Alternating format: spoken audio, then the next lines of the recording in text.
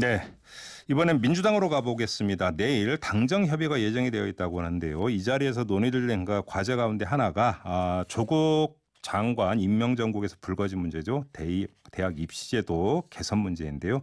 이 방안이 논의가 될 거라고 하는데 자 그에 앞서서 바로 이분 연결해서 이에 대한 어떤 입장 들어보도록 하겠습니다. 국회 교육위원회 선거 위원인데요. 더불어민주당의 박용진 의원 연결하겠습니다.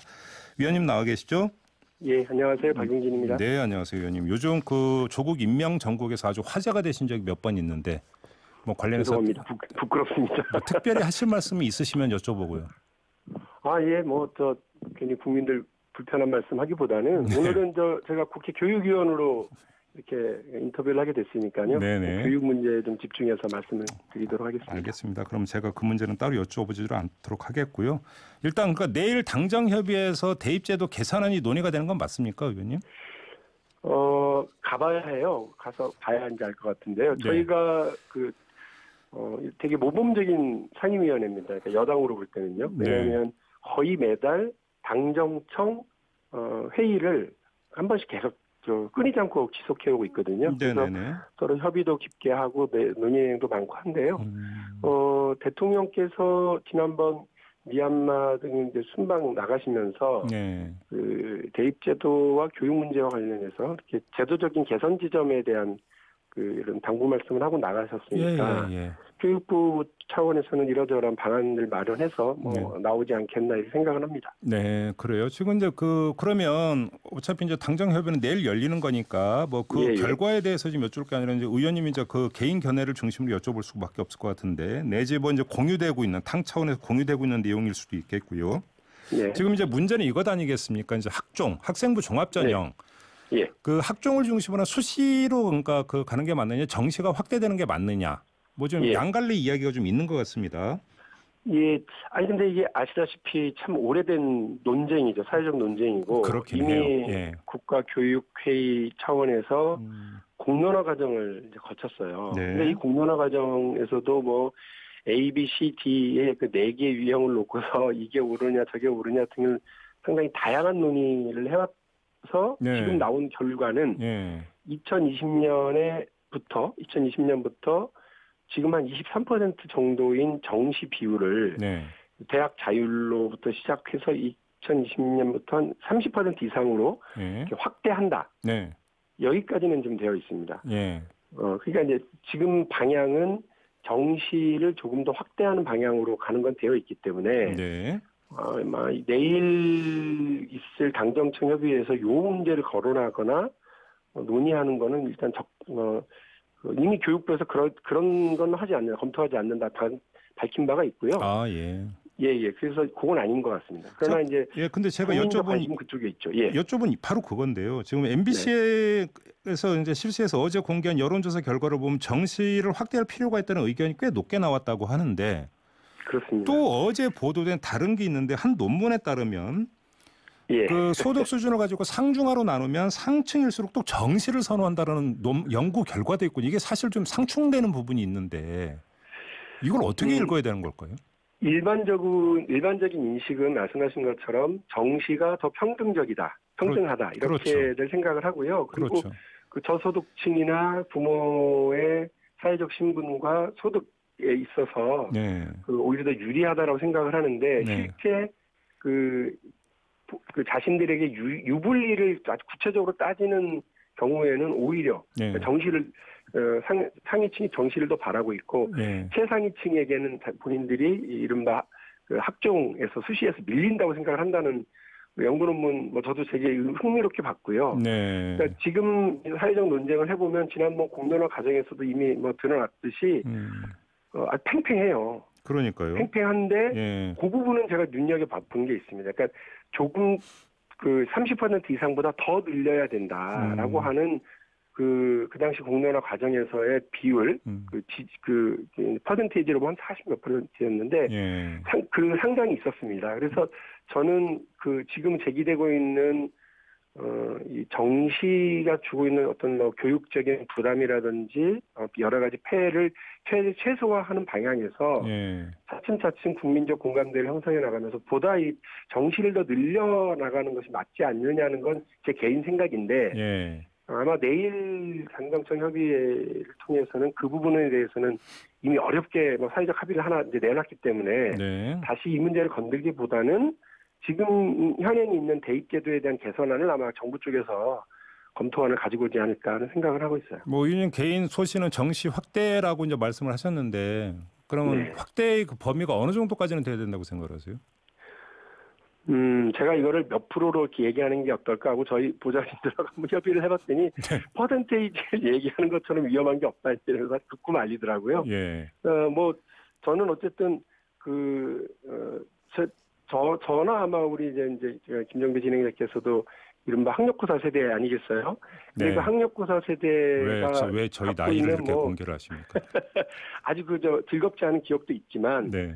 또 여러 가지 뭐 사례들을 들어서 네. 이 학력고사라든지 이런 것이 그 기회균등의 어떤 사다리 역할, 네. 그 사회적 격차 완화에 훨씬 더 유리하다라고 하는 사례들도 봤기 때문에 네. 이 부분에 대해서 다른 어떤 집중적인 연구보다는 학술적인 연구보다는 예. 그런 경험적인 뭔가 바탕으로 해서도 그렇게 얘기 많이 하는 것 같더라고요. 네. 그러나 뭐 말씀드린 것처럼 이거를 뭐 몇 프로 이상으로 지금 당장 얘기를 한다, 밀고 가야 된다 이렇게 얘기하는 건 뭐 어렵게 만들어진 사회적 합의를 건드리는 것이 되기 때문에 네. 그 부분은 조금 지양을 하고요. 어쨌든 정시를 조금 더 확대해 나가는 방향으로 사회적 논의로 모아나가는 것이 맞지 않겠냐 저는 뭐 그렇게 생각을 합니다. 근데 일반적인 인식은 정시 그러니까 수능 성적을 가지고 입시 전형을 하는 것 같은 경우는 점수가 객관화되기 때문에 뭐 다른 주관적인 어떤 뭐 영향이 들어갈 수 있는 부분이 거의 없지 않느냐. 바로 이 점을 좀 기대를 하는 것 같은데. 또 일각에서는 이제 뭐 소득 상위층 같은 경우는 뭐 학원비니 뭐니 해가지고 막 쏟아붓기 때문에 그렇게 해서 수능 성적을 올리지 않느냐. 또 그런 기대가 또 있다라는 이런 좀 약간. 예, 그렇습니다. 근데 무엇보다도 제가 걱정은 네. 지금 이미 여러 가지 사례를 통해서 우리 국민들에게 교육이라고 하는 그 공간은 그런 기회균등의 사다리 그리고 네. 격차를 해소하는 그런 기능을 한다고 생각을 했거든요. 네네. 그래서 지극히 평등해야 할 어떤 분야, 공간 이렇게 생각을 하고 있는데 여러 사례를 통해서 그게 그렇지 않다라고 하는 것이 드러났고 국민적 충격을 준 것도 이미 사례가 많죠. 알겠습니다. 그런데 이 부분을 어떻게 변화시켜 나갈지에 대한 고민이 반드시 뭐 있어야 된다고 보고 혁명이 필요하다. 그럼 저 교육 분야라고 생각을 해요. 알겠습니다. 학종 얘기로 좀 넘어갔으면 좋겠는데 결국은 학종 부분에 있어서는 갖고 있는 국민적 인식이 두 가지인 것 같습니다. 첫째, 주관적 평가 요소가 너무 많은 거 아니냐. 그래서 결국은 그렇죠. 뭐 부모의 백이라든지 이런 것들이 여기서 영향을 미치는 거 아니냐라고는 의심 하나와 네. 또 한 가지 같은 경우는 결국은 그 부모의 어떤 경제력에 따라서 케어를 어느 정도 해주느냐에 따라서 학종의 그 페이지 수가 달라지는 거 아니냐. 이것 아니겠습니까? 예. 이런 점에서 결국 학종의 공정성을 어떻게 그러니까 더 확보할 수 있느냐가 결국은 과제인 것 같은데요. 어떻게 보세요?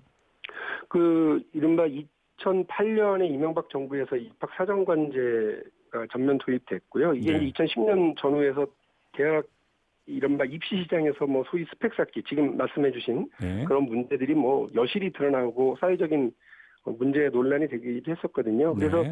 2013년부터 입학사정관 전형이 학생부 종합전형 지금 우리가 이제 문제다라고 얘기하는 이런 게 변경이 됐고 근데 그 이후에도 계속해서 학생부 종합전형은 변형되고 수정되고 이렇게 해왔습니다. 그래서 여러 가지 부작용들을 많이 줄여놓은 아주 어렵게 만들어놓은 그리고 지금도 완성해 가고 있는 그런 단계에 있는 제도예요. 예. 그래서 이 부분을 막 완전히 무너뜨리고 무시하고 없애버리고 이러기도 이제 어렵고 국민적인 어떤 합의가 되어 있는 상황이라서요. 다만 말씀하신 것처럼 이게 지금 뭐 너무 주관적인 것들도 많고 네. 하니까 일부 교육위원들 제가 이제 뭐 의견을 물어본 우리 더불어민주당의 교육위원들 중에는 이른바 비교과 영역 있죠. 네. 네, 그런 부분들에 대해서는 좀 빼는 게 어떠냐. 뭐 예를 들면 뭐 창의적인 체험 활동 분야, 네. 뭐 수상 영역, 독서 활동 이런 부분들이 있는데 아까 말씀하신 잠깐만요, 의원님. 그러면 그 네? 대목에서 하나만 여쭤볼게요. 어제 또 나온 네. 보도가 서울대 신입생 예. 갖고 통계를 내봤더니 그러니까 교내 수상 실적이 평균 30개였고 봉사활동 평균이 139시간인 것으로 나왔다고 하는데 지금 이런 거 말씀하시는 거죠? 비교과 그렇죠. 영역이라고 하는 게. 비교과 영역에서요. 근데 예. 이제 말씀하신 수상 경력이라고 하는 거는 이제 대외가 아니라 학내거든요. 네. 그러니까 예전에는 이제 학외에 뭐 여러 이상한 단체들이 막 만들어 놓은 그런 수상 경력이 도입되고 이러니까 이제는 그것을 어떤 기준을 삼고 분명히 할 수 있는 학교 관리를 제대로 할 수 있는 학 내에서만 하자고 그것도 변형된 거거든요. 예. 그러니까 지금 자율활동, 봉사, 동아리 활동, 진로 활동 이런 등등이 이제 포함되어 있는 창의적 체험 활동을 말씀드리는 거고, 네. 수상 경력 관련해서도 말씀하신 부분이 맞고요. 네. 그래서 좀 이런 것들에 대한 개선 작업들이 필요하지 않겠냐. 그래서 그냥 비교과 영역을 아예 빼는 거 학종에서. 그런 그게 우리 교육위원들 중에서 이제 개인적으로 이런 의견들 말씀하시는 부분도 알겠습니다. 계시고요. 그런데 지금 궁금한 게 이것도 대입제도 개선 아니겠습니까? 만약에 손을 댄다면 그러면 이게 그러니까 제가 알고 있는 보통 4년 전에 그러니까 중2가 대학에 들어갈 때 그 전에 확정이 돼야 되는 걸로 알고 있는데 만약에 지금 검토되고 있는 개선안이 확정이 된다고 가정을 하면 언제부터 시행되는 겁니까? 2025년 계산을 해보면 운영 한 4년, 2025년 정도부터 하기 위해서 논의가 진행되어야 될 텐데요. 네네. 그러니까 요 문제와 관련해서 내일 당정청 협의를 통해서 어떤 안을 일단 교육부가 가져오는지 봐야 될 거고요. 네네. 또 교육부가 이것을 법을 바꿔서 하는 경우가 뭐가 있을지 모르겠는데 법이냐 시행령이냐 지침이냐 이런 것들에 따라서 조금씩 적용 범위와 시기가 좀 달라지긴 그러면 하나만요. 학종에서 지금 그 의원님이 말씀 비교과 영역을 만약에 뺀다면 그건 법 개정사항입니까? 시행령 개정사항입니까? 어떻게 되는 겁니까? 제가 알기로 이거는 시행령하고 교육부 지침 사항 교육부 지침. 예. 알겠습니다.